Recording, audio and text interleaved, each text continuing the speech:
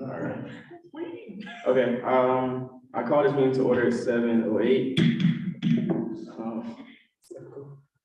Are there any changes or additions to the agenda? Daniela? Hello, can I please add 2 bylaw changes? I can put the links in the chat. Thank you.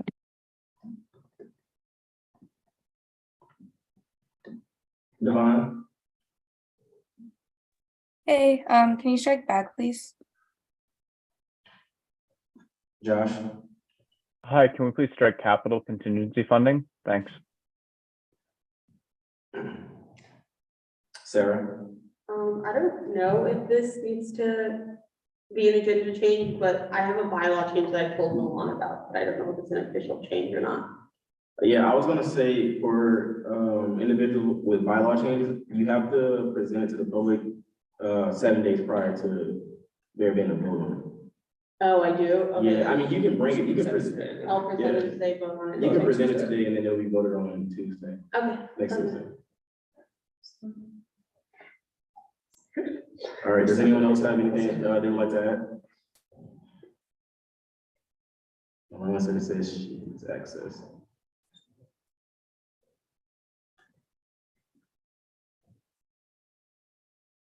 Milan, are you referring to the agenda? The funding. Oh, the bylaw changes? Okay, there we go. All right, can we get a motion to approve the agenda? I move to approve the agenda. I second that. Okay, Sarah motions, Keon seconds, all in favor, please raise your hand. Council members that are here, just vote via Zoom so I can.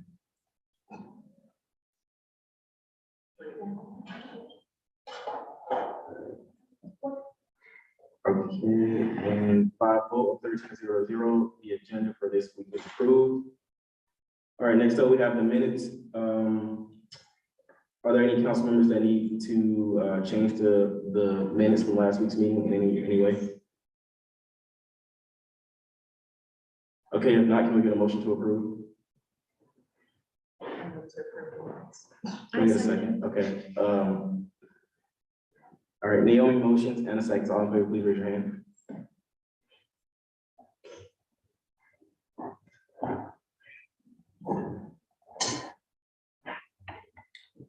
All right, by a vote of 13-0-0, the minutes from last week's meeting is approved. All right, next up, we have public comment. Public comment is a time for individuals from the association to come to council and present any questions, comments, or concerns they may have about any issues or any topics. So if you would like to be promoted, if you're in the Zoom and you want to be promoted to give public comment, please raise your hand. And if you're in person, will they be giving public comment right here? You can if you want, or just where they're at. Okay. The camera should be able to pick up in the audience. Okay, awesome. If you want to give public, Or there's It's mic here. okay, It's awesome. good just in case the audio. Okay, awesome. Yeah, so if you want to give public comment in person, the mic over there in the corner will be used for that, okay? So I don't see anyone on Zoom that has their hand raised. So the attendees that are in person. Okay.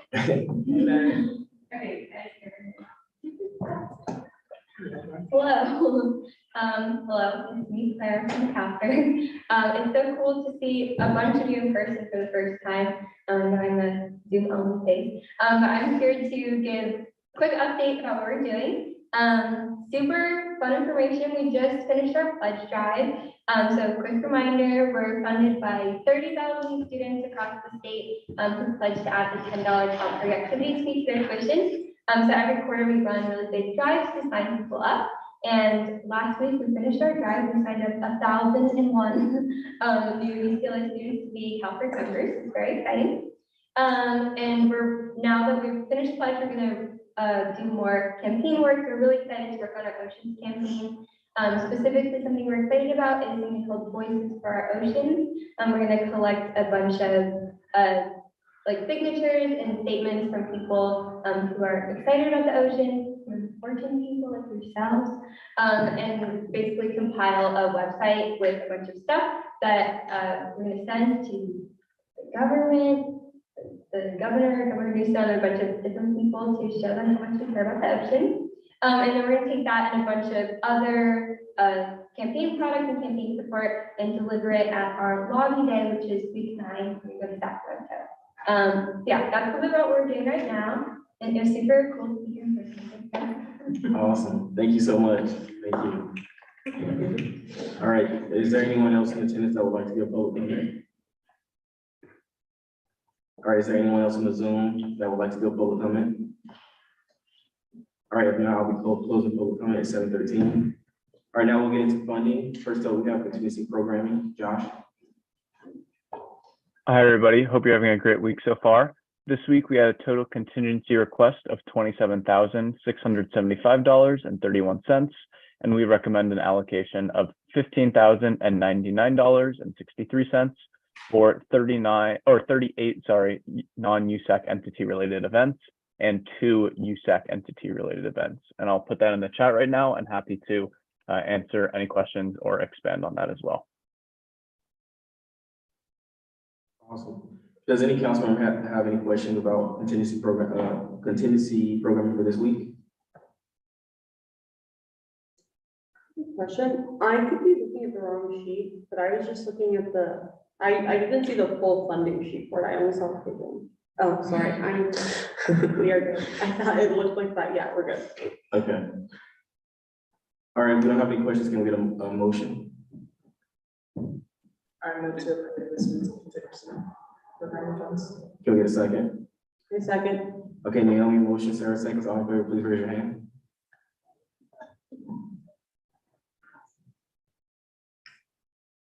And by a vote of 13-0, the motion passes and contingency programming for this week is approved. Next up, we have SFS allocations. One. I am so sorry, I forgot to strike that. So for this week, we have a 0 as a fast allocation for $0. We have 0, okay, awesome. All right, next up, we have SWC programming fund allocations. Anna? Yes, so this week the SWC programming fund allocated $300 to non-SWC groups. And I'll put that in the chat. Okay, that is a consent item. And so if there is Devon, I see you have your hand raised. Is that regarding SWC programming fund allocations? No, sorry, that was by accident. Does anyone have any questions regarding SWC programming fund allocations? If not, it is a consent item and it is approved. Next up, we have ASRF allocations. Daniela? Hello, folks. So as always, I'm going to put the allocations for ASRF and TGMF in the chat. This week for ASRF, we're allocating $2,000 to one non-USAC entity. And for TGMF, we're allocating $700 to one non-USAC entity. Also, just to make a quick comment on both the funds, this update was released to the public as well, but I wanted to use this platform to do the same here. But ASRF is almost ready to close out for the winter quarter. We have around like $98 left to allocate for our maximum allocation for the winter. For TGMF, we're about halfway through with only about $5,000 left in that pot. So just wanted to make that publicly transparent. But yeah, if anyone has any questions about the allocations, let me know. All right, does anyone have any questions about ASRF allocations and the AAC travel need grant allocations? If not, they are both consent items and they are approved. Next up, we have ARC allocations. I understand that Jeffrey is a proxy for Alicia. Do you have an update for that, Jeffrey? Yeah, hi, thanks so much, Carl. So for this week, ARC allocated $3,940.84 to 2 non-USAC entities. Thanks. Okay, does anyone have any questions, comments, or concerns about ARC allocations for this week? If not, it is a consent item and it is approved. Next up, we have TGIF. Hi, for TGIF, we allocated $27,209.84 to 4 non-USAC entities and $9,651.21 for 1 USAC entity. Does anyone have any questions, comments, or concerns regarding TGIF for this week? If not, it is a consent item and it is approved. All right, next up, we have a release of BBRC surplus funds. Daniela, would you like to explain that? Yeah, so as a reminder from like way back in the summer, you all helped us vote to restrict surplus that had been allocated to the BBRC the previous academic school year. So now that we have surplus available, we're just asking for council to take a vote to make that accessible for BBRC so that AAC could initiate that transfer. The total is around $230,000, I believe, to the BBRC. And yeah, okay. So let me know if y'all have questions about that. Otherwise, I think it's an action item, correct? Yes. Does anyone have any questions regarding that? Okay. If not, can we get a motion? I move to approve the funding for the BBRC. Can we get a second? I second. Okay, Tyra motions, 1 second. All in favor, please raise your hand.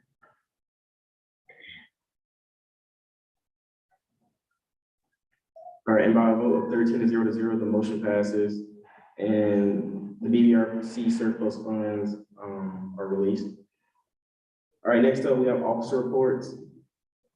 So for this week, for me, I met with Andy, the director of the LGBTQ plus center regarding a deficit that they're currently facing. And so we discussed plans to try and, make that not happen. So I'll be partnering with him to do a surplus request and proposal. And then we'll be doing more to try to figure out permanent funding for the center so that they don't face this in the near future. So Andy will be coming to council February 28th to, give that brief. Next up, I reviewed and submitted hiring documentation for the BBRC director. So currently, the BBRC director has an interim director, and they are interviewing 4 candidates for the position. So I had to review videos and other documentation that's been going on for a couple of weeks now. Met with the BBRC director regarding the release of surplus. So good job on that, Daniela, for making that happen. And then had an update with my cabinet. And as most council members know, from last night, we met with ASUCLA DOD regarding the alleged vote on the student referendum fees. And so, yeah, that's what my office has been doing this week. Next up, we got internal vice president. Hi everyone, super sorry I couldn't be there in person, but hopefully you all can hear me. So the main thing that my office is working on right now is the Campus Safety Alliance meeting, which we have figured out that we will do it March 3rd, which is Friday from 3:30 to 4:30 p.m. It is an open meeting, but we are inviting specific administration members to answer questions that students might have, as well as council members who do serve on the CSA. I've emailed everyone or every council office who is a part of CSA as per the bylaws, and we are specifically asking you all to submit questions just so that your voices can be heard. But we have a Google form that I can send in the chat. For everyone else, it's open to students as well. If you all have any questions on campus safety that you would like us to mention, it'll be really helpful if you all fill out the question form. So yes, there it is in the chat, and let me know if you can access it. Another thing that my committee is working on with regards to campus safety is maybe asking for surplus for a campus safety grant to fund certain initiatives that promote campus safety. Other than that, we're also working on our rent relief awards. I'm still working to get these funds from landlords, and I also got checks from landlords that gave it to me directly, so I might have to give that to SGA, but I'm not quite sure the process.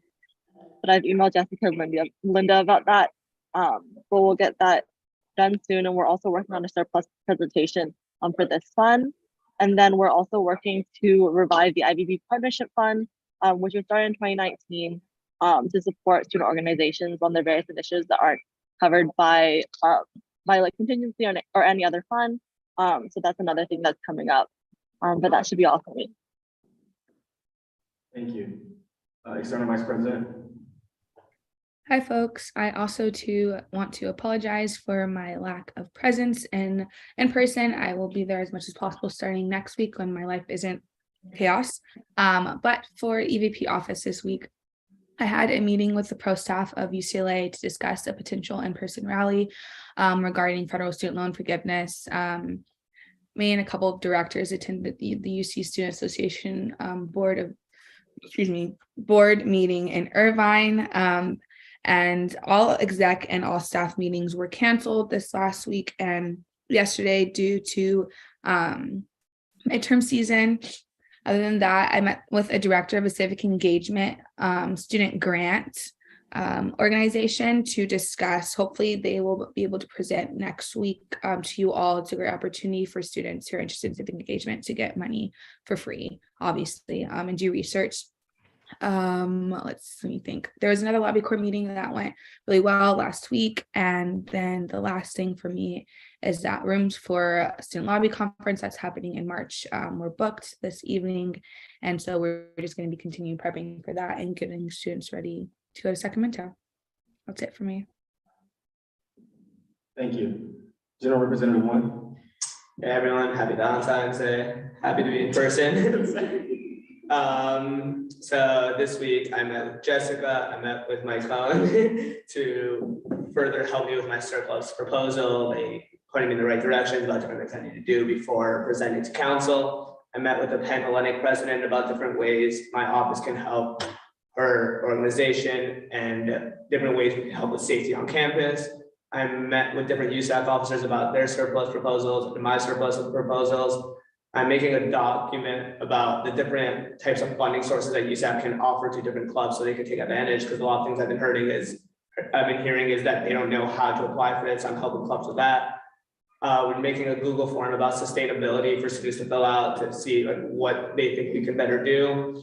I'm reaching out to different organizations and clubs on campus to see how we can help them. And then lastly, again, this weekend for the long weekend, we're giving out free lifts. The code is GenRep1. So please look at the Instagram. It's from Thursday night to Sunday night, 9 p.m. to 3 a.m. Get home safe. Thanks. All right, thank you.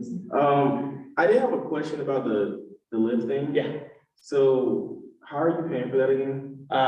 One was through contingency funding, and then also my personal fund, my office fund. Okay, and what's the, how successful has it been? Like, how many people have been using it? Do you have numbers for it? Yeah, I have the numbers that I could bring up. I don't currently have it on hand. I think the first round that we did it, like week 1, I think 65 people used it. And then 2 weekends ago, 110 people used it. So each time we're getting more marketing, more news, it helps more students be able to use it. So I really appreciate if all of you guys could also put it on your Instagram so more students from a broader reach could also see it.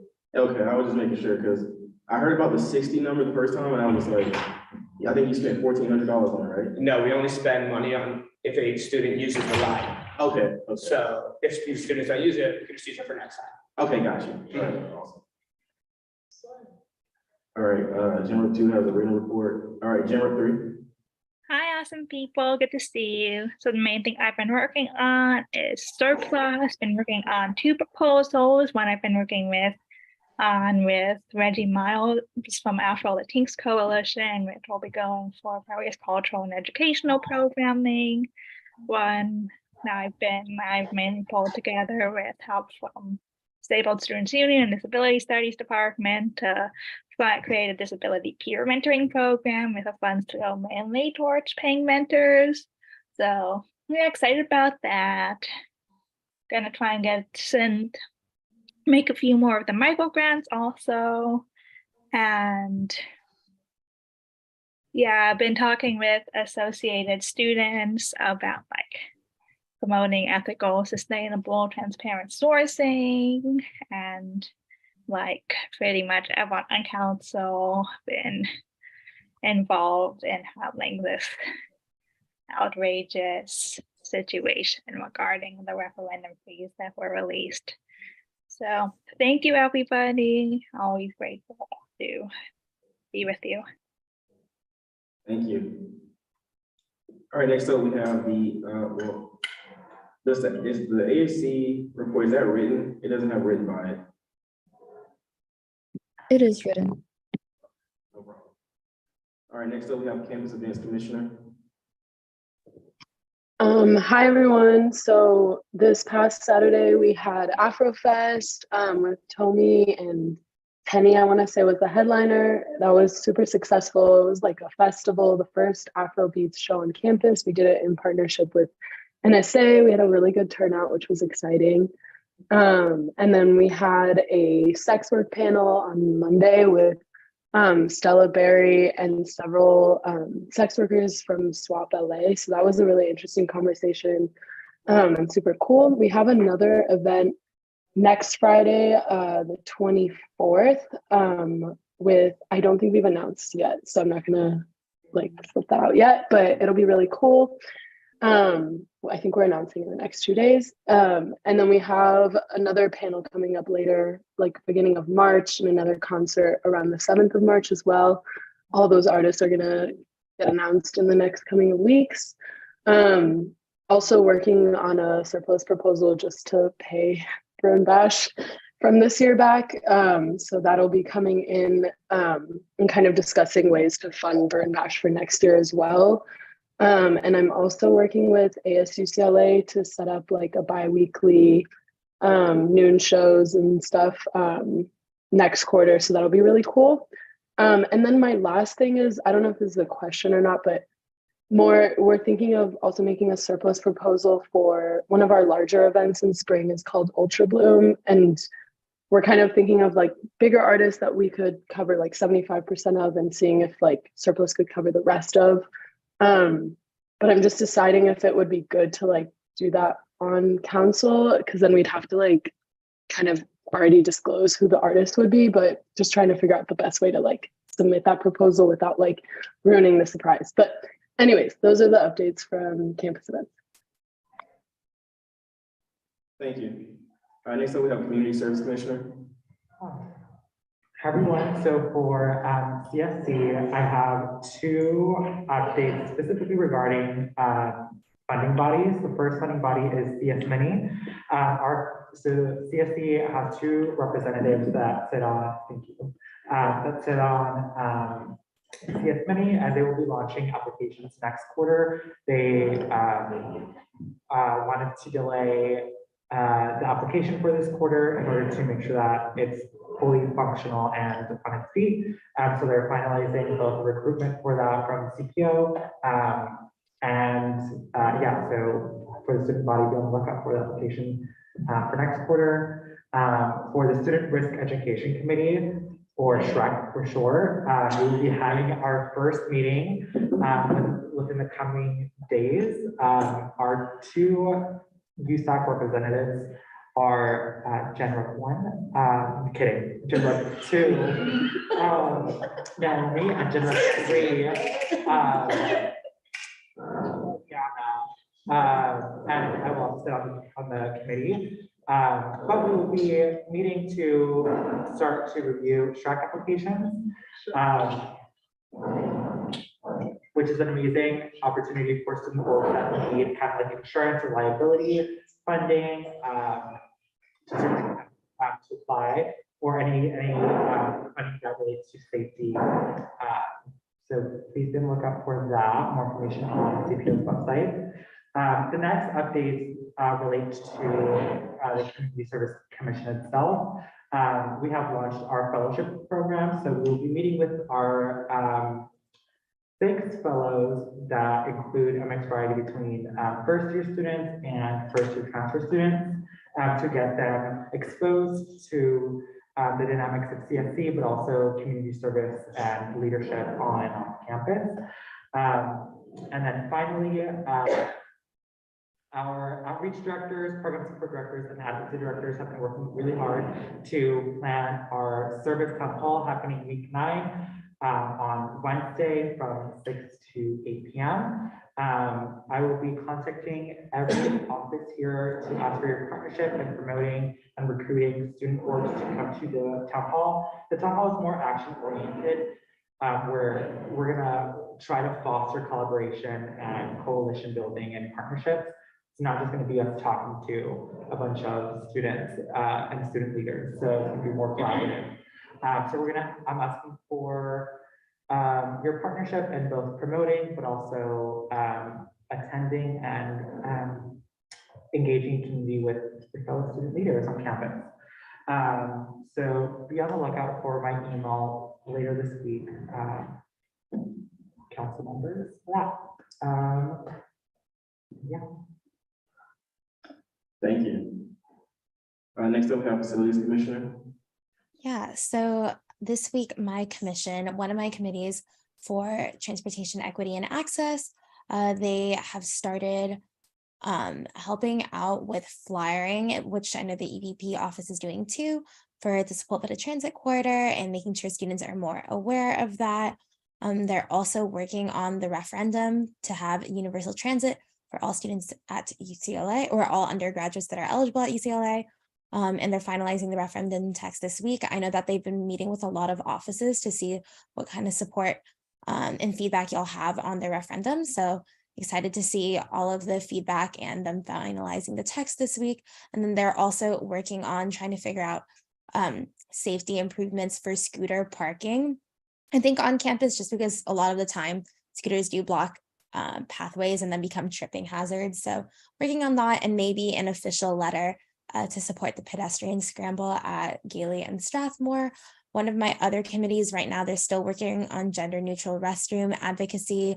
And also for the meta map, they just got documentation about which different buildings have like accessible restroom units or like are logged to have some of them, or which buildings like have already been audited. So now that they're going to get that documentation, they're going to start going out to the field and seeing other buildings and their restroom stalls to see if they're actually accessible.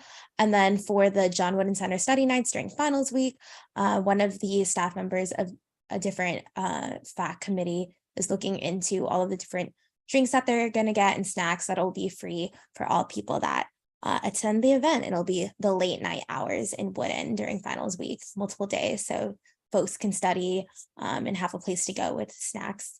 And then on the sustainability side of the Facilities Commission, they're still doing the reusable diningware and then the UCLA mobile app sustainability update. So they did find like a bug where the sustainability blog from the Office of Sustainability website can't be read on the app because it runs like large text HTML or something like that. So they're trying to work with IT and the UCLA mobile app steering committee, I believe, to try to resolve that issue.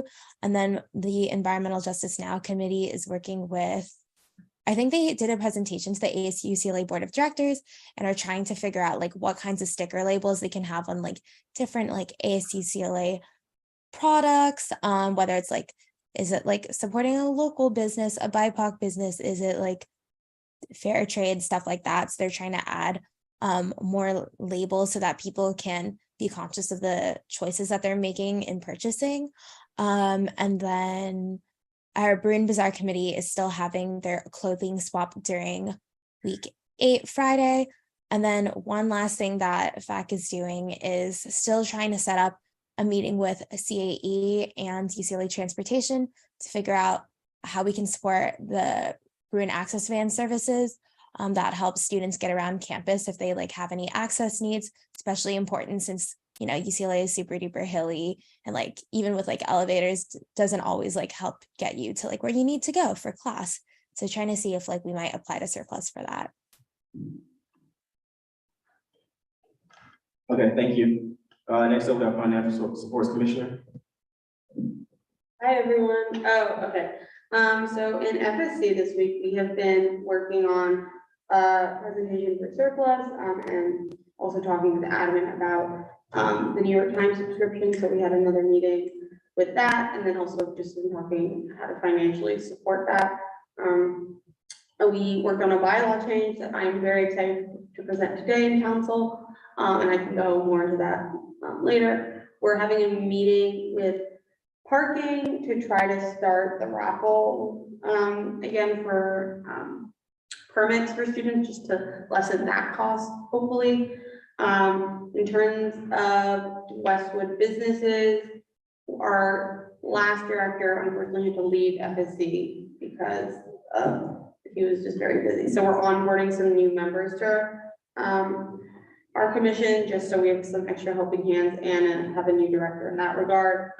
We are working with some outside orgs and individuals to do one more financial workshop for the quarter. And we will also TBD be doing one for SWC, hopefully. No, Different org. different org, yes. Anna. Yes, Savannah. And then also finally, we've been doing some outreach to clubs on campus just to see how we can better support them. And I have also had a meeting with a few student leaders at Hillel just to discuss anti-Semitism on campus, which we love that. That was sarcastically for the minutes. Other than that, yeah, that's what FSC has been working on. All right, thank you. All right, next up, we have the transfer student representative. Okay, so I don't have too many new updates. My first priority in this role is still to plan the Black Transfer Advent Weekend. And so once again, I'll be May 11th to 13th. I will also be collaborating with Metra on the 12th for the first Black and Brown Transfer Day. And that will be more like student-centered. We're gonna have Carl come and speak as a transfer student, as USAC president. It's gonna be like cultural as well, so we're gonna invite like Grupo Puerto Rico, the East African Student Association, the Nigerian Student Association, Marachi de Uclatlan, I think how you say the Marachi event here. So it's just gonna be like a fun day for Black and Brown transfers to meet and mingle. And then on the regular, like general student transfer day, which will be on the 13th, I met with the TLC and the Transfer Student Center to see if we can do like a joint collaboration, to have like a transfer triad programming for that day. I also attended the TLC meeting today, and then for those who don't know, TLC is kind of like the mother org for transfer, so it's really important for me to be in collaboration with them. And so we were basically just discussing significant issues that are facing the transfer population here. We talk about things such as like defining what a transfer is, how there's a difference between like transfers from community college and transfers from other universities, supporting different populations of transfers, and identifying their particular needs, such as like international transfers, foster youth transfers, parenting transfers, etc. We talked about like how to engage more with multicultural and cross-cultural transfer programming, transferring partnerships with USAC so we can prepare community colleges and transfer students who are coming in before they even get here. And then also the possibility of collaborating with the T project for the fail-free transportation initiative, particularly for transfer. I want to raise it again that the DOC meeting, I don't really know what that entity is, but they are responsible for helping all the POC and all the MOs plan their transfer admin weekends and freshman admin weekends, and they are not supporting transfer properly. I mentioned, I think last week, that they kind of left out ASU in the planning for the admin weekends, but I found out today that they already have done this to the Native American transfers and the API transfers. So that's like a significant issue, especially when we're all marginalized communities, and I feel like we should be receiving more institutional support in planning these transfer days. We are still students. So yes, and then I found the TSR staff application from last year in my personal email, but I really just need the TSR materials from Jessica so I can move forward with it, but so I think. Thank you. Next up, we have the international student representative. Hi, everyone. Good evening. Firstly, happy Valentine's Day. So this week, I started off by meeting with FAC's Transportation Equity and Access Project, so the TEA project.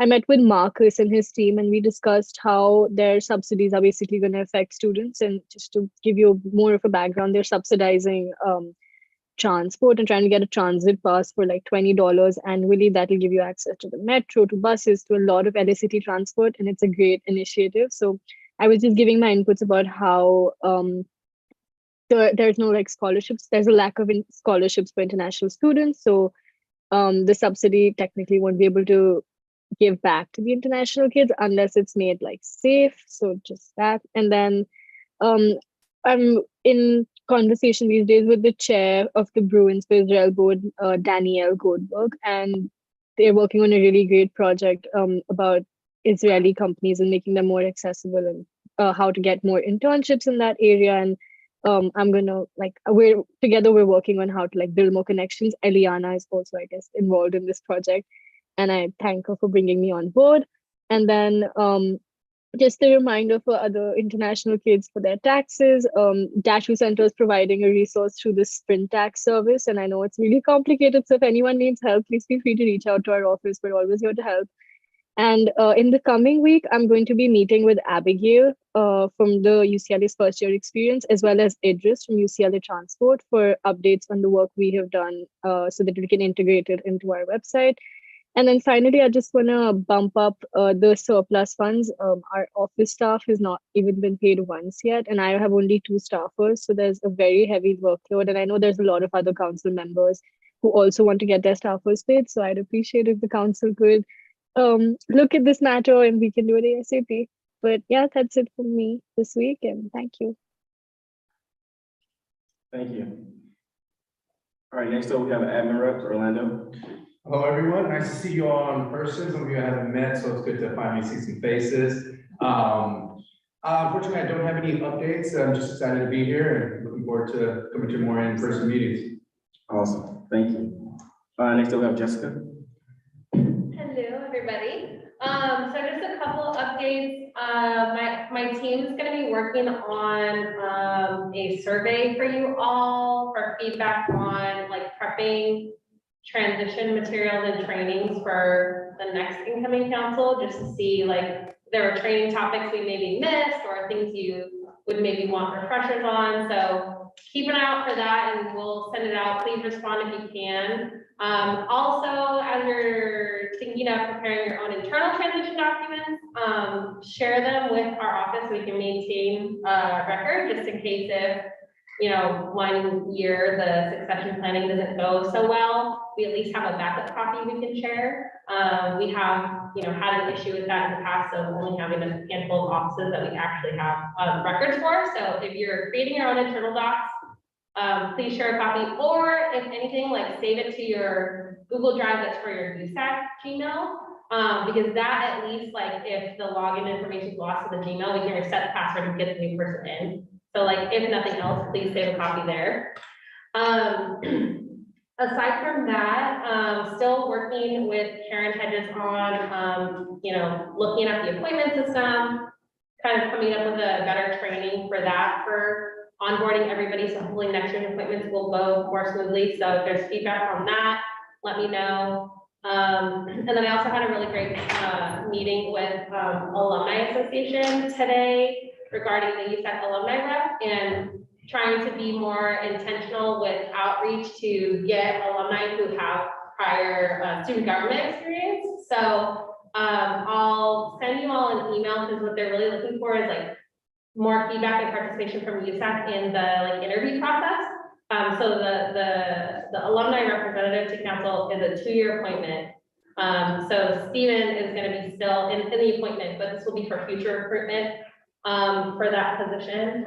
So if there's specific things that you would want to have included in like questions that get asked, just to kind of like identify who would be a good fit for council. And then also we kind of talked about, you know, whether or not it makes sense for that person to be a weekly attendance at council versus maybe it's a little bit less frequent. So it's would be more feasible for an alumni rep who's most likely like not staff on campus and it might be hard for them to get here in person. So just some food for thought. I'll send up a follow-up email just to get any feedback on that.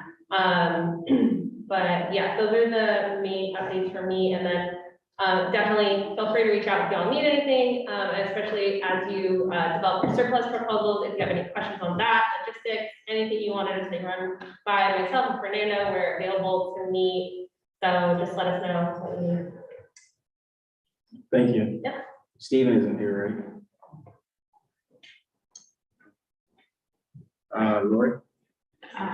Yeah, my sentiments, lovely to see people in 3D, love it. So I was thinking a bit about your appointment process and maybe how you can get it through faster is having a Bruin Plaza Day, like after elections, the next council to host one. There's just straight up recruitment for appointments You can catch people, play some music 12 to 1, like make it all flashy, and then do it again in the fall, like second week. So you can really get those appointments done and through. So up to y'all, just thought that was an idea.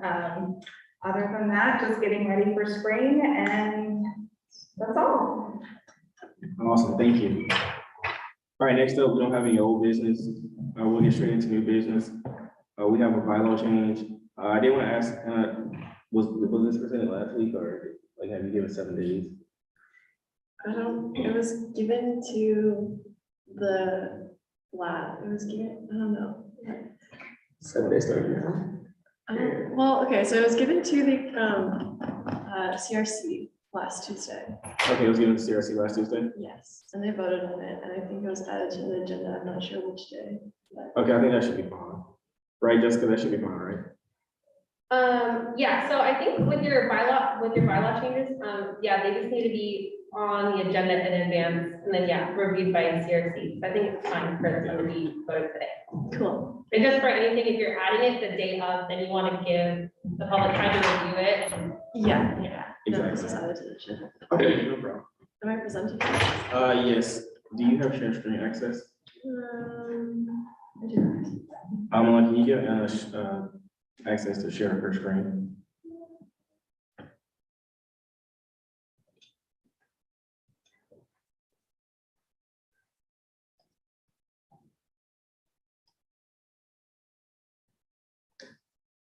Yeah. You don't have that. No. I think Milan's working on it. Try it. Hey, Milan. You can do it. Okay, I can do it. Yeah. All right. No, I got it too. Okay, there we go. Great. Oh my gosh, I'm presenting at USAC. This is amazing. I'm talking. So this is the bylaw change. And y'all can see at the top that it was voted on yes by CRC, 3 for it. And then this is to Article 3, Section D, 4D, 13. And so it's about the Student Wellness Commission, and what I did was added the SWC Planned Parenthood chapter. That's all that this is. If you all have any questions, the Student Wellness Planned Parenthood chapter is a newly launched division of SWC. They focus on reproductive health, and it's created this partnership with the Planned Parenthood chapter in LA to hopefully transport individuals to the office if they need assistance, but mostly to focus on education on campus and different ways that we're able to collaborate. And so, yeah. Any questions, comments? No? Thank you. All right, does anyone have any questions, concerns, or comments regarding this bylaw change? All right, if not, can we get a motion? I move to approve the bylaw change. Second. So I think, all right, early on the motions, Sarah seconds, all in favor, please raise your hand. Okay, so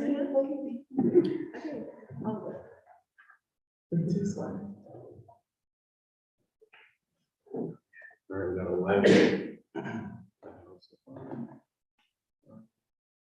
Which one is that? Okay, Tara vote. Okay, okay. All right, by a vote of 11-0, the motion passes and the bylaw change is approved. All right, next up, we have a bylaw change by one. I mean, for every council member that has a bylaw change, just kind of state like, you know, hey, I send it to CRC and I've given this many days for it to be reviewed. Can I show my screen? Yeah. Okay. So this is I've sent it today to CRC, so I'm just presenting it today. Oh, you just present it. Okay. Council. So my bylaw change specifically regards the surplus for the Community Service Commission.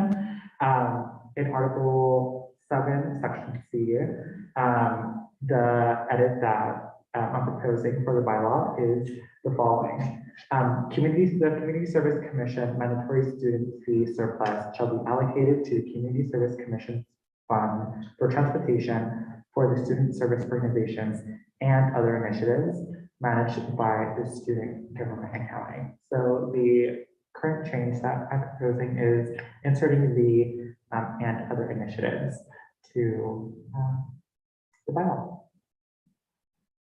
Okay. Does anyone have any questions, comments, or concerns regarding this? Daniela? Hi, everyone. I couldn't catch the first part of what you were sharing. Did you say that you sent it to CRC? I only asked because I sit on it and I can't find it in my email. I'm looking right now. Yeah, I sent it to Milan, so I believe she'll be disseminating it today to the rest of CRC. All right, and I just want to say that this isn't a voting item today, so Milan, you can strike this as a voting item because we'll be voting on this next Tuesday, you know, to give time and stuff like that, and it has to go through CRC as well. Eliana, you have a question? Thanks. Yeah. Hi, Bestie. I was just wondering what the benefits of this would be. Yeah, for sure. So the Community Service Commission in the past has provided transportation services to around 40 student organizations on campus that are under our umbrella. However, due to COVID and the kind of like changes in the service needs of the student groups that we support and provide resources to, we wanted to give flexibility within our bylaws to make sure that we are able to effectively meet their needs. Currently, not having that flexibility and other initiatives provides a rigid budget for the Community Service Commission, specifically making it harder for us to effectively serve both the greater UCLA and LA community by empowering the student groups that do this work out in the community, but also it also helps us in general put on more initiatives and programs as our commission is growing and expanding. Thank you so much, Ron. That sounds like a great proposal and I'll support it. I appreciate the explanation. All right, awesome. So it's not a voting item. We'll vote on it next Tuesday. But if no one has any other questions, we'll move on to the next bylaw change, which is bylaw change by Sarah. Let me share my screen. Okay, so this bylaw change involves FSC. So we have an interest, and so I showed this to both the Academic Affairs Commissioner and Gen 3 and myself. We're all on the CRC, and Daniela and Eliana voted in favor. It's a bylaw change. So essentially, previously, what the Financial Support Commissioner was in charge of was updating the public expenditure viewer to provide financial transparency to the student body. We have no access to this, and in pursuit of financial transparency for the student body, we wanted to implement a system to showcase the finances of internal USAC offices. So the bylaw change would, we would create a committee called the Financial Responsibility Oversight Board, which would be composed of FSC, a member of the Finance Committee, a member from the Finance Committee selected by the committee chair, the Budget Review Director, and a member from the Office of the President, because the Office of the President has the power to veto budget, so we felt it important for them to sit as well. And this committee, or this board, shall ensure that undergraduate student fees are being used appropriately and as intended by all USAC representatives and their offices. The purpose of this board is to ensure financial transparency among the student body. And then its responsibilities shall include a centralized collection and publication of USAC expenditures from each office in a new public expenditure viewer, which we will create, review of individual expenditures at the board's discretion, the authoring, publication online, and presentation of expenditure reports to the USA Council at least once per regular calendar quarter. And the financial responsibility oversight board has the discretion to request retroactive expenditures at the board's discretion. And then the reason to ensure the most transparency, which is we included members from a bunch of different financial committees, both appointments and on council, to ensure full transparency. If anyone has any questions, I can also answer. I do have a question for the last component, the retroactive expenditures. What is the timeline on that? Mostly because I'm wondering if you're looking back into the history of the commission, but it's not, or like an office, but it's not there.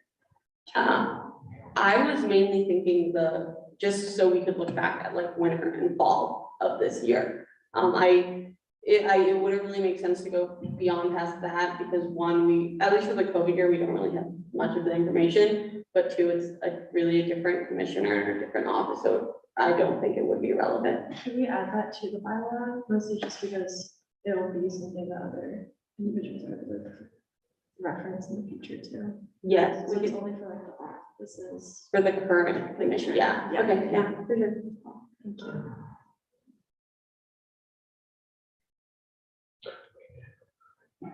Do I add it now or do I add it later? I think does that have to be added? I think you can add it now. Yeah. What is this change that's being made? You said you want to add to where individuals can't go past the. It's only like applicable to the current term. Is that? Do people agree or disagree with that? Because it's also up for discussion. I think it's a different if it's a different term, then we just don't have access to it is the issue. We don't know, like.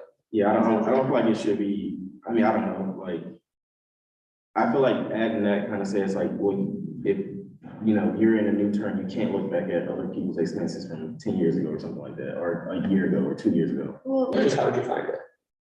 I mean, it's possible to find it, I mean. yeah, but I mean, like, let's say, for example, like, you are not responsible for past president's actions and like their spending habits. But if you don't have like a term limit, then you could be liable for other individuals. I don't really think, I mean, I see where you're going with that, but I don't think no one try to blame you for something that happened in 2014, like, I mean, it's possible though. But, yeah, but like, I don't know. I kind of get what you're saying. Like, I see that, I mean, you can put it in there to make sure that their published reports reflect the officer that was in charge of the office at that term. But I don't see like, I just feel like that rule is like limiting, like, oh, you're only allowed to look at this, I think it should, I don't know if it should be limited to the current year. I think maybe like 1 year before would be beneficial because there could be, like, obviously a commissioner changes every year, but there's overlap. Like typically people are in offices for multiple years. Not that we're trying, like, the point of the bylaws isn't to get anyone in trouble. I just think it may be beneficial also to look back, probably like within the last year. Do we have a time limit, like 2 years, 3 years, or something like that? Yeah, that's fine. I'm done. Is 2 years sometimes? Yeah. Okay. Yeah, Roy, you got a question? Yeah, I mean, I just kind of agree with where you're at, Carl, on that. I mean, from my experience of financial analysis, it really can help, not as a blame thing, but it can be instructive to, over time, see what spending patterns are, just especially with, the government, which turns over really regularly. It's hard to really know what normal looks like or what the past looks like. Just mostly that benefit can be just to be instructive for the current office holder to, understand. It's kind of a different purpose than financial oversight, but it's financial kind of guidance. It just helps over time to make sure I mean, when you get in office, the more we can do that informs you as you get in your office as to what went before so you can decide what you want to do now. I mean, it just seems like it can really be helpful, instructive. Yeah. I think you can put, I think in order to kind of find that balance, I think you can put in there hey, if the officer can find it, or if it's, if the officer can produce it, if it can be produced, instead of putting a time limit on, because if I can't find it, I can't find it, right? But if, so I get what you're saying though, like, you can't hold someone accountable for like records that were 3 years ago and they probably weren't even in USAC. Yeah, I guess that's my main concern is just because if this is a bylaw change that people are able to reference in the far future too, then they could like I trust everybody that's in this room and on Zoom, but I just wonder who will come after us and what they might choose to do with this. So, yeah. But it's granted. Can I ask a question? Yeah. Okay, what? Is that a good edit? Does that cover it? Yeah, I think that's good. Okay. And do we have to, does CRC have to re-vote on it if we changed it? I assume. No? Oh, Yeah, it's just like friendly. I think it's her that share screen. Then, Yeah, okay, so with this review, like, when would it take place? Like, it would be, so it would continuously go on throughout the course, it would just come on, like, there would just be one time where the board would have to present to USAC. We could also go retro and as a struggle with them. Last quarter. Yeah. okay, yeah, because my only concern was like, would perform, like, people that, offices that can put performances and stuff like that, like, keeping, how, Joe was talking about before, like, the anonymity, like, keeping it anonymous for the performer. That's what I was thinking, like, but if it was like after, yeah. We can also redact stuff Yeah, if that like would- need be. Okay. Yeah. All right. And you said this has gone through CRC, correct? Yes. Okay. Phoebe? Oh yeah, can we change it to like if previous records are available, just so it's like clear that it's like, if like the record is like available, then it like will be presented. I think this should also be followed up by some sort of like standard for council members to, kind of have like to keep their records, just in case. Like if we're gonna say that if they're available, then we need to have like a standard of like, hey, if you're spending this, like if you're using your budget, you should be having like, obviously like files to back up what your spending look like. I can't believe this isn't a thing already, right? This isn't a thing already. Is it? You guys have, budget records that are posted, over multiple years. And I mean, I think we've done projects trying to find a way to graphically capture it and represent it. Yeah. For sure, there's a lot of years and, it can be a lot of work, but I mean, absolutely, you're right. Okay. So that'll be a follow-up discussion. Does anyone else have any more questions, comments, or concerns regarding this bylaw change? All right, if not, can we get a motion? Are we voting on this week or next week? We went through CRC, correct? It went through CRC, but there wasn't a 7-day period. Okay. Yes, you said, is this, I'm pretty sure the bylaws say that it has to be like a 7-day period before you can vote on the bylaw. Let me introduce you. I can check. I'll say. But usually it's just notice to the public, that's the duration of having it like posted to your agenda on time. But yeah, we're check. Yeah, I'm just like, I read something about that. Give us a few seconds, everyone.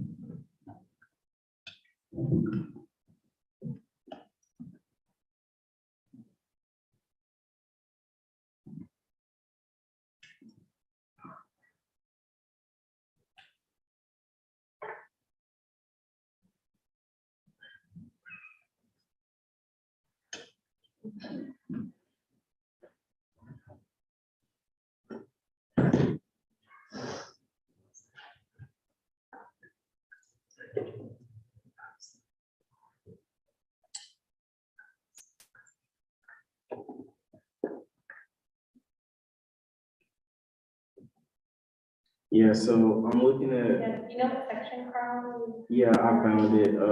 It's Article 6, section. This is section. I think it's section 5 under resolutions.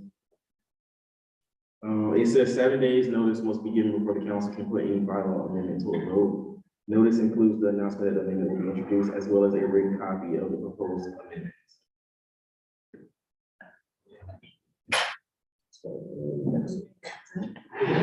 So Article 6, section 5, and then like number 7.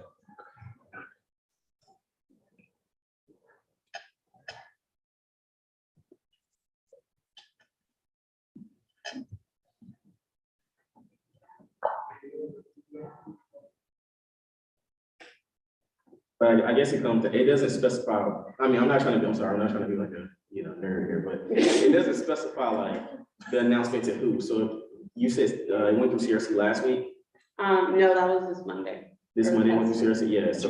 Yesterday. Yeah. Yes. Yeah. That's. We were. Carl, maybe you should join judicial board.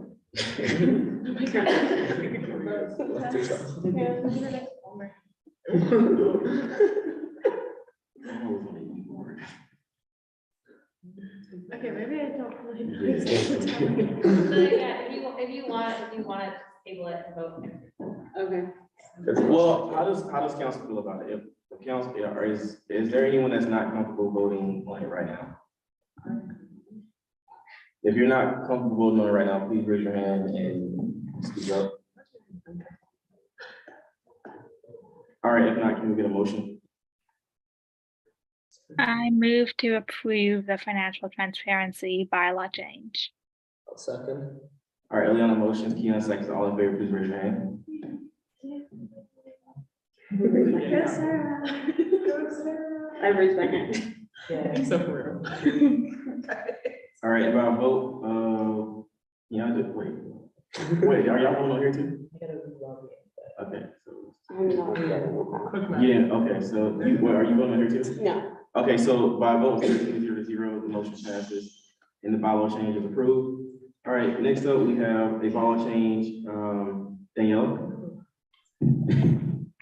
Can I share my screen? Yes. So for the bylaw changes for ASRF and TGMF, they're both essentially the same thing. So I'm just going to explain one of them because the same thing applies for both. But this was added onto the agenda today, though it was sent to the CRC in advance around a week ago, but did not get their votes totality until today as well. So if you all just want to vote on it next week, that's totally fine. But okay, so as for the bylaw change, I explained to you all the last time that we had that USAC funding discussion that due to recent turnover in our finance directorship placements and having to do rehiring, we lost access to the ASRF and the TGMF emails in the process. And since then, we've been operating TGMF and ASRF out of the AAC email. So students are hearing from us on there. Any updates regarding applications on our social media platforms, students are informed to contact AAC email. So here we're basically just replacing the contact information for USAC, ASRF, and USAC, TGMF to the usaac@gmail.com, which also coincides with what is currently on the USAC funding website, because we worked with the webmaster to update that as well prior to the bylaw change. But yeah, that's pretty much it. Let me know if y'all have any questions. Okay. And just to be clear, Daniela, these are, you just explained both bylaw changes, right? Both involve changing the emails? Yes, correct. Okay, so we'll do two separate motions, two separate votes, okay? So can we get a motion for the first, does anyone have any questions, concerns, or comments about that? All right, can we get a motion for the first bylaw change, the academic affairs, success referendum fund? I move to approve. All right, can we get a second? Second. Okay, Sarah motions, Naomi seconds, all in favor, please raise your hand. All right, and by a vote 13-0, motion passes. And the amendment is approved. Next up, we have another bylaw change, as Daniela just mentioned, for the academic affairs travel grant mini fund, section 5. So for that email again, so can we get a motion? I motion to approve. All right, can we get a second? Second. Keon motion, Sarah seconds, all in favor, please raise your hand. All right, and by a vote 13-0, the motion passes and the amendment is approved. All right, next up, we have new business. I think this should have went under special presentation. But elections calendar presentation by Anna. I see Anna has been promoted. The floor is yours. Hi, yeah, thank you. I will keep this short for you guys, but I am basically here to present the elections calendar and then present you the social media regulations, which we made a couple tweaks to, for your vote and approval. So I'm going to share my screen and start with the calendar first. Okay, cool. Yeah, so as you can see, this is the election cycle calendar. So it was released on the 10th and today is the 14th. Happy Valentine's Day. I'm presenting it to you right now. So next week you can see we have our 3 info sessions happening. And then on the 21st is also when candidate packets will be released. And okay, perfect.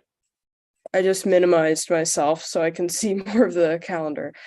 So then moving on to March, really the only thing happening in March is that candidate packets are due on the 24th. And I guess I should have started with this is that the timing of these dates, so like the week that the events like occur on and stuff is exactly the same as last year. We just had to change a couple of things that I'll point out, but it was literally just translated like right over. So there's really not much change. Same thing for like slate filing deadlines, candidate statements and stuff. That's like the same timing as last year's election. So as soon as we come back from spring break during week 1 of April 4th, we have the candidate orientation. And then the last day for a candidate to withdraw would be the 7th. And then after orientation is when campaigning officially begins on the 12th. Something we're doing a little differently that I still am kind of working out with my sole advisor a little bit is expanding the weeks that candidates can go out and like be like leafleting, it's called, as you guys remember. In the first place, I've extended the hours. So last year it was just 1 to 4 p.m. if I remember correctly. This year, with all things permitting, we're gonna try for it to be 9 to 7. And that just gives candidates more time to be out there, be talking to people, and getting out the vote. And so campaigning will last from the 12th. And then obviously end on May 12th when voting ends. But a little bit before that, we have the first debate on May 3rd, the second debate on May 4th, and then voting begins Friday, May 5th, and lasts until the 12th. And the same thing as last election, the debates are gonna be on the Hill. The venue's already booked. It's the exact same spot. So I'm looking forward to that because I really liked how it was in person last year. Sorry, I can't see the chat when I'm presenting. I just opened it. Yes, I will send those links. Sorry. But yeah. And so I guess the biggest change we have from last year is we've actually done away with an in-person or like a virtual event of an endorsement hearing. We have reasons behind that, but basically what we've replaced it with is a kind of ongoing endorsements like submission form that we actually utilized last year in lieu of representatives' actual attendance at an endorsement hearing. They would fill out this slip and turn it into us. Now we're just doing the slip because we feel like an endorsement hearing like in person kind of doesn't accomplish more than if they had just turned in the slip. And a lot of the things for like voter turnout and stuff, we feel like candidates are already going to cover when they are doing the debates. So that's the calendar. I can answer questions about that, or I can just go straight into the social media regulations. Go ahead, Keon. Hi, so last year, I know because the election starts on Friday, so Orthodox Jews can't vote or campaign on Saturday day from sundown to the next day. So last year we did a kind of ceasefire during that day during the elections, I know. So I want to know your opinions on that, if we could do that again for if any Orthodox Jews are running. Yeah, I do remember that, and that's definitely something we can talk about. I do know though that historically voting has been for like a straight week. So having it on a Saturday is kind of unavoidable, but we can still talk. We can do something like we did last year. But yeah, I would be open to talking about that. But I think right now I would like to keep the voting open for 7 days. I think that's kind of like a comfortable frame for candidates and voters. So that's just kind of where I'm coming from. Yeah, I think it works. I mean, I think the ceasefire was a great compromise last year. Yeah. Okay, yeah, we'll talk about it. You know, I just want to bring it up. Lori just showed me that the Saturday the 13th is Bruin Transfer Day. And I don't know if that would affect you all and how you all want to do your announcing. But just want to put that on your radar screen. Wait, the 13th of what now? What days? Day after, the Saturday the 13th, Bruin Transfer Day. Okay. You talking about in May, right? Yeah, May. Okay. And so what are you saying now? I'm saying that depending on how you announce it, you know, or where, usually it's like right here, but everything will be ready for Bruin Transfer Day and get ready for the next day, expandings and edits. Okay. No, I just wanted just to make sure that you knew that was happening. Okay, yeah, no problem. You heard that, Ellen? So I didn't catch all that. I know it's Bruin Transfer Day. You said May 10th and May 13th. No, just May 13th is Bruin Transfer. What he was basically saying is like for your planning purposes of like when you announce the elections, May 13th will be Black Transfer. Wait, is it Black Transfer? Or just transfer? It'll be Transfer Day, and so there'll be like stuff already set up for that. Okay, well, if we're talking about results, those are announced on the 12th. So. Okay. Right, but if you're planning on doing Bruin Plaza, that may not be available to you. Oh, even on the 12th? Oh, okay. Physical locations. I don't think so. I think last year it was just outside Kirkhoff, which I'm comfortable with doing again. Yeah. Okay. But that's another thing we can talk about. It doesn't even have to be in person, I don't think, but okay. All right. Sorry, it's hard to hear you guys in person. So if you have questions, please let me know. I'm happy to answer them. Yeah. Does anyone else have any questions, concerns, or comments regarding the calendar? All right. Oh, I do have one question. This is kind of random. I mean, it's about this, but does that mean when like the new people are elected, we are out of office? Like our term is over? It's after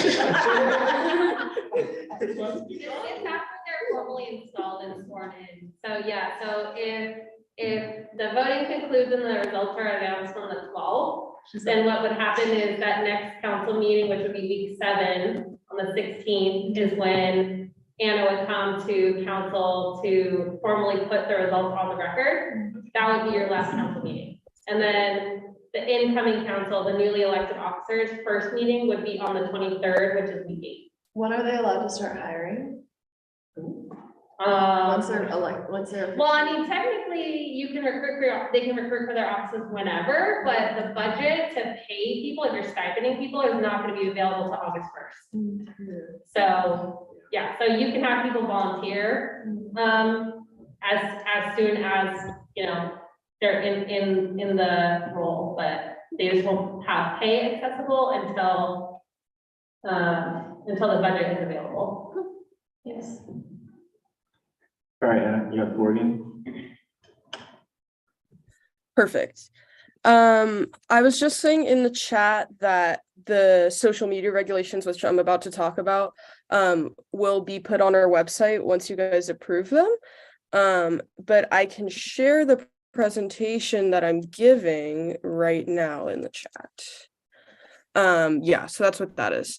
Okay, so slideshow then, prepared by my lovely investigations director who knows this code inside out. And he has spent a lot of time on this, and he's really put a lot of thought into things that we're changing.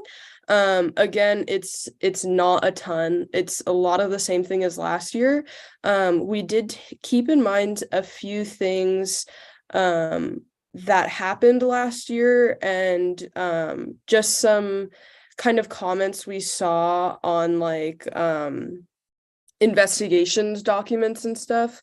Meher kind of kept that in mind, and that's just kind of how he pitched it to me, is what he thinks we should change. So yeah, so purpose and philosophy, the biggest part is literally streamlining and simplifying the social media regulations. As you're going to see in a second, there was a lot of like grammar mistakes, like inconsistencies in between like rules and stuff. So I kind of say we're just like giving it a facelift a little bit. There's not a ton of like major change. So general changes, like I said, grammar mistakes. In some places, the social media regulations would incorrectly cite our code. So that's been fixed. And he just changed the language a little bit to appear more professional, which I wholly appreciate. So the first thing we have changed is Regulation 1 with websites. So basically we have just like consolidated 4 and 5 to avoid redundancy. Then with emails, we kind of corrected this note because it had some like incorrect information about our website, so that's been fixed. Social media, in the past, the social media regulations didn't define what a group message was, so we just did that at letter D. Another regulation 3 of social media, we specified a little bit about some Facebook stuff, and we've basically just realigned our rules for Facebook with the rest of our rules for the rest of social media outlets. So the event description on number 3 should include the disclaimer, and the cover photo must be approved by the elections board. Again, with social media, we clarified some confusion about our disclaimer policy, and I'm gonna talk about that a little later too, but that's basically what we changed. You can see not a ton different from last year. Again, with social media code, this time in section 3.4, we changed and clarified and streamlined, as he said, some language, again, just aligning Facebook and Instagram with the rest of our standards. Kept it nice and easy for future candidates. Also in our code and the regulations, it only said Zoom as like a platform for like virtual engagement. Now we've changed it to Zoom, Google Meet, or other video conference platforms, just in case something's happening on Google Meet or whatever, we have the ability or jurisdiction to like look into it per the social media regulations. So this is kind of a difference from last year's code. And like I was talking about before with the disclaimer, so in the past, candidates, if they were having a campaign event on Zoom or, like we said before, video conference platform, you can just put the like elections disclaimer in the chat, And what we're changing it now to be is that you must use the verbal disclaimer in the video conference. So just the chat won't cut it. Now the verbal disclaimer has to be included. Another kind of addition we had is about anonymous social media accounts. This wasn't something that our social media regulations had before. And last election, when we would put out our finding, every time Martin, the previous investigations director, would be like, this is like a novel thing because our social media regulations, our code doesn't like address it. So now we're fixing that. Now we have something to point to should something come up again. And then regulation 4, we just took that out. It's the same thing as 3.6, and it's included under regulation 3, which is social media. So then regulation 5 becomes 4, and literally all we did was give it a title. It was like blank before, and now we just call it sanctions because obviously regulation 4 is about sanctions. So that's basically it. Everything else is the exact same. Again, if you guys have questions or want to go back to a specific slide, we can talk about it. If it's something I can't answer, I'm more than happy to pass it along to Maher, and he will get back to you about it. But yeah, Daniela, go ahead. I saw you first. Hi, Anna, thank you. Can we quickly go back to slide 8? I believe it's the one about the disclaimer. So where it says that it's been rewritten to include reshares by those campaigning on behalf of the candidate, does that include people who are on their team, or is it just the general student body as well that's considered as others campaigning? Yes. So I think when a post is made for like on behalf of a candidate or to like basically convince whose ever followers or whatever to vote for a candidate, we consider that like campaigning, right? So I would say, and I think in the past, you guys can correct me if I'm wrong, but I believe if you guys did ask people to repost your material, we did also ask that you ask those people reposting to include the disclaimer. And again, that's why we have at the bottom here, the use of disclaimer is strongly encouraged. We didn't mandate it last year or historically, and I don't think we're going to mandate it again this year. We do just strongly encourage it, obviously, to encourage like correct information about the election and stuff. But because if we did mandate it, all it would take is just a student, right, to like not repost it or like not include it in their repost, and then that's like, you know, a sanction that we're going to have to put on the candidate. And that would just be like way I mean, candidates would be getting sanctioned left and right because of how many people like repost their stuff. So that's why it's strongly encouraged. And yeah, so I think short answer is yes, this would be strongly encouraged for every person that's campaigning on behalf of the candidate. Okay, thank you. Yes, Phoebe. Oh yeah. Do you mind going back to the slide about anonymous accounts? Yes, I believe that was here. Yes. Oh, okay. I'm just curious whether or not, like, because I feel like when you like suspend online campaigning, like it doesn't necessarily mean like, okay, wait, sorry, let me just read it. Candidates are so this means no anonymous accounts allowed. I guess at all. I guess my other question, sorry, I had to read it again just to make sure that I understood it. But yeah, the question is whether or not there's a possibility to like have like a different kind of consequence, because I feel like suspending online campaigning, that's like pretty good, but like I feel like typically when someone like reads stuff like already, you know, like if there's no new like information that comes out about like, oh, this person like had like a secret anonymous account, like people don't really get that kind of attention, so then they don't realize that like something incorrect happened. So just curious about like whether there is potential for like some sort of like, hey, by the way, something happened, whether or not the like campaign account of the of that person like needs to post, or elections board themselves.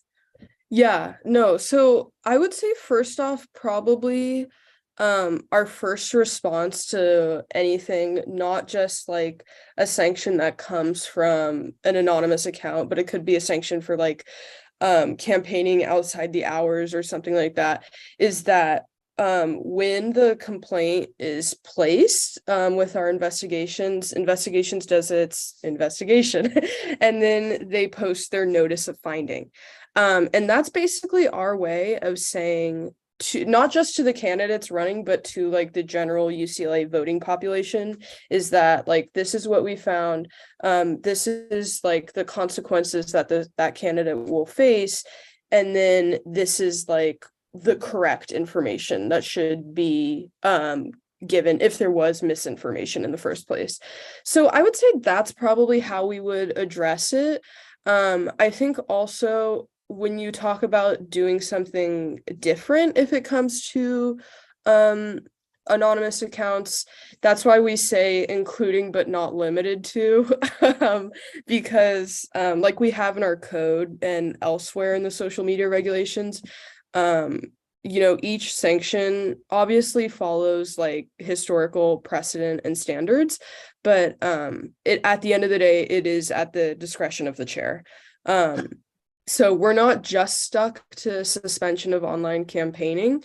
Of course, you know, we're gonna follow like patterns of like appropriate measures, you know, but yeah, I feel like the way he worded this is well thought out. Because yeah, I think he kind of gets ahead of people that may be worried about anonymous accounts, and I think kind of what we have set up is a good way to address them. So No, for sure, that's fair. Yeah, that makes sense. Including but not limited to. yes, I appreciate the interpretation and Mhm. love that y'all are including this within the guidelines. Yeah, anybody in person? I had two things regarding this. The first thing is regarding like slates, right? So, I was just curious that in regards to like, was there any change, or has the investigation director thought of any changes in regards to when a candidate gets, when a candidate is on a slate and they get sanctioned for something, how is like the slate continue to like campaign if they're, you know, all running together and, you know, helping each other out? Like, I was just curious in regards to, were they able to look into that? Because I think last year what happened was there were, you know, candidate got sanctioned and her slate members continuing to campaign on her behalf. So I just wanted to see, did he look into that at all, or? Yeah. So currently that isn't something we're changing. I think this would be like a novel thing, kind of like what I was talking about before, is that a lot in these notices of finding, we were like, you know, this is something our code doesn't address explicitly. I would say though, I'm sure because my investigations director didn't feel that he had to change it, I'm comfortable saying that we're good with how, you know, the rules for an individual candidate apply the same for slates. So anything that a individual candidate running by themselves cannot do, the slate cannot do either. So that's kind of, I think, where we're leaving it at. If this is something like specific you want to talk about with Maher, we can definitely, I can put you guys in contact, but yeah, that's how we're leaving it right now. Okay, yeah, I'll speak with him on that, because what I was saying was, like, I get it, right? The slates do kind of fall in the same, they do get, you know, this, like, individually, but I don't think your rules address, like, if a candidate specifically is suspended, can the slate, like, you know, go on her behalf? And there's a lot of independents, you know, on council this year, so I just wanted to make sure that, like, you know, independents and people who don't run with slates have like a fair shot as well. Yeah, definitely. Go ahead, Eliana, unless somebody else in person was waiting, but I don't know. Thanks, Anna. I was just wondering, this is great work. I was just wondering if you'd be interested in addressing like dishonest or like problematic campaign-related direct messages. I think that was an issue also during the last campaign, and I was thinking it might be helpful to specify that if those are sent, the direct messages should be sent to the same people who received the direct messages containing false information to explain that that was false information, because otherwise it could lead to permanent damages to people's relationships or other Yeah. Yeah, definitely. So a few things there. So if an official campaign account, social media account on whatever platform is found to be like acting in bad faith or going against like our social media regulations or our code, that's obviously gonna incur sanctions. If you're kind of talking about anonymous accounts, we have that new provision. You know, if we can, I mean,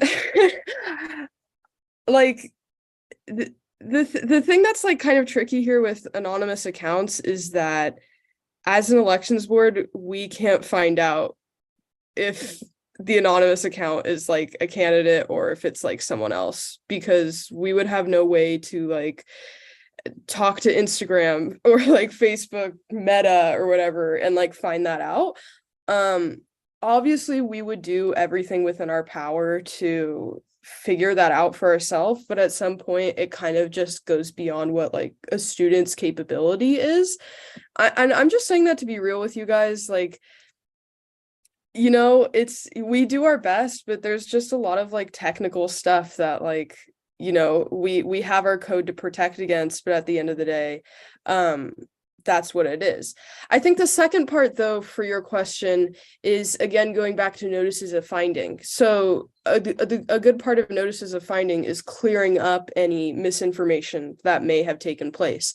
So if a campaign account is found to have spread misinformation or whatever through a DM, and then that DM is shown as like evidence or is like placed within the like complaint to us, we're able to view that. We verify like, yes, that's like the campaign sending it. Then that would go in the notice of finding like, hey, like, you know, we know based on like official candidate platforms and statements that it doesn't line up with what this DM is saying. So that would be part of the notice of finding. And again, that notice of finding would be available for the entire UCLA body. So that's kind of how we combat things that are not so true. Thanks, appreciate it.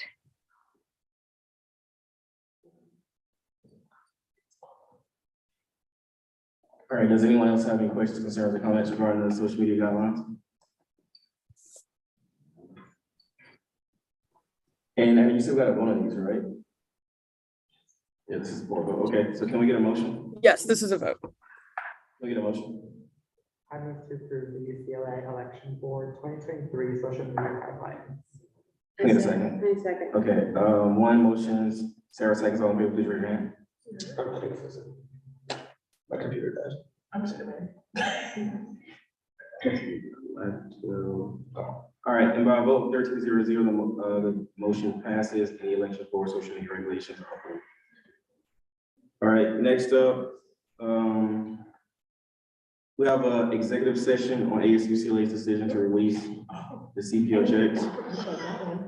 Sorry. How to do executive session. How would you do this? I'm curious as to whether we should have, I mean, the individuals who, you know, the ASU-CLA BOD undergrad reps, you know, they'll be coming to council next Tuesday. If it's gonna be, yeah. It seems like it's valuable. Well, we're gonna have an executive session, we might as well just have an offline meeting. Like later? Yeah, we can have an offline meeting later this week, if y'all want to. No, sorry. I just don't have the time. I just want to make sure we can get everyone there, because this might be the only time where we can. How do we do executive sessions? Well, everyone who's not on council has to get out of the room. Your outfit's really Miss good. you. though. No, clearly, you dress up. That's right. All right. I'll do it. I'll be on my way. Can I just make Yes. an announcement before we go to executive session? 'Cause I forgot a couple. Oh, yeah, go ahead, go ahead. Is that fine? Okay, so really quickly, two things. One, we're looking at transitioning the USAC website off of the UCLA ITS server so that it can come under ASUCLA to have a little bit more oversight. Is trying to deal with the issues of having the site hacked and how we can be less vulnerable there. So just wanted to give you all a heads up with that. We're going to be doing some website changes soon. And then the other quick announcement I had, meeting room lottery signups are going to close tomorrow at 10 a.m. And then the lottery for the reservations are going to come up soon. And also for all USAC offices, if your office has an internal staff meeting that you need to use 417 for, the reservations is reaching out to you separately in an email. So if you haven't got an email from the ASUCLA reservation and you need to book 417, like for ongoing weekly meetings, you can email reserve@asucla.ucla.edu. Or you can let me know. That's, thank you. Okay, awesome, thank you. All right, now we're about to go into executive session, excuse me. So I guess everyone that's not a council member has to leave the room. Thank you, everyone. I'm probably gonna put this shouldn't last more than 15, 20 minutes, okay? So, because I know the minutes take, I don't want the minutes take outside this week, I'm like, okay. You can share.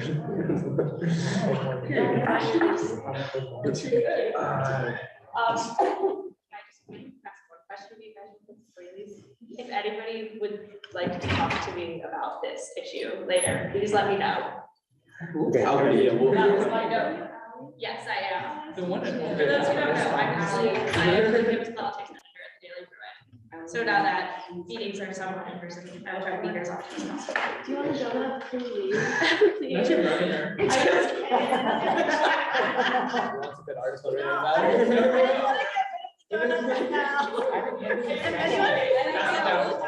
All right. Keep this up there.